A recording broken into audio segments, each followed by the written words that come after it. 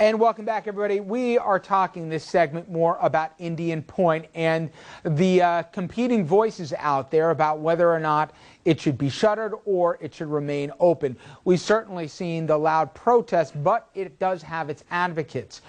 Joining me right now is John Durso, Jr. He's Executive Director of the New York Affordable Reliable Electricity Alliance. It's a lot of words there, John. Energy Policy Coalition of Utilities, Labor Unions, and Businesses. Including in that group is Entergy, the parent company of Indian Point. All right. By now, everybody, even with a cursory interest in this subject, they saw what happened in Japan, and by now they know, and if they didn't, they saw in the piece before, you got the governor, you got the attorney general, you've got the majority of the New York delegation who has IP in its district saying, we don't want this thing anymore, we don't want this thing relicensed in 2013. Other voices, like Mayor Bloomberg, say, keep the thing open.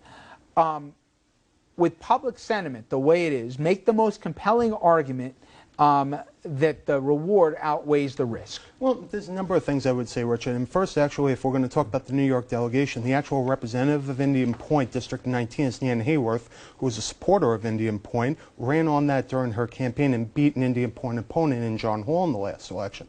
The fact of the matter is that Indian Point... The only thing I disagree, I don't think that was the driving issue that got John Hall out of office, but go ahead, I'm sorry, yeah. And understood, but the fact of the matter is that Indian Point is a safe facility, it has been consistently found so, both in terms of federal regulators as well as independent regulators. It is a secure facility, it creates jobs, it is critical to our infrastructure, provides up to 11% of the entire state's energy supply and up to 30% of downstate's energy supply.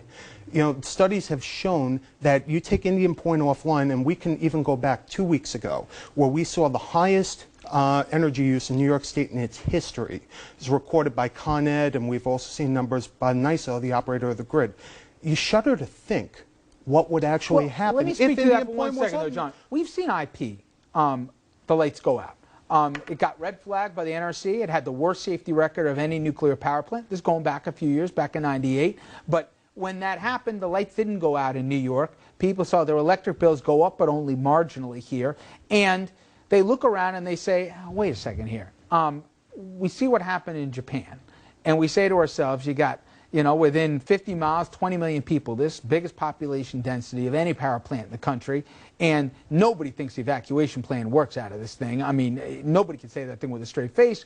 And they say, risk reward. If the thing went down, nobody's saying that we wouldn't try and get more energy in here, but is it really worth this? Well, I'll tell you who actually did say it with a straight face. Gordon Wren is the Emergency Management Director of Rockland County. I was at a public hearing with him back in May. It was a New York State Senate hearing, which I believe FiOS 1, RNN had actually covered. And he actually said in response to a question from the New York State Senate whether or not the emergency evacuation plan would work, he said it would.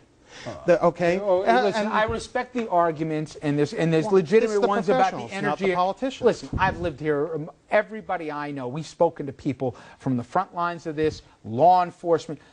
You can't get out of this area 20 million people out. The 287 is a nightmare. Nobody's fault. It's what it is. Now, if people are going to argue with me, listen, we got enough safeguards in this thing, it'll never happen.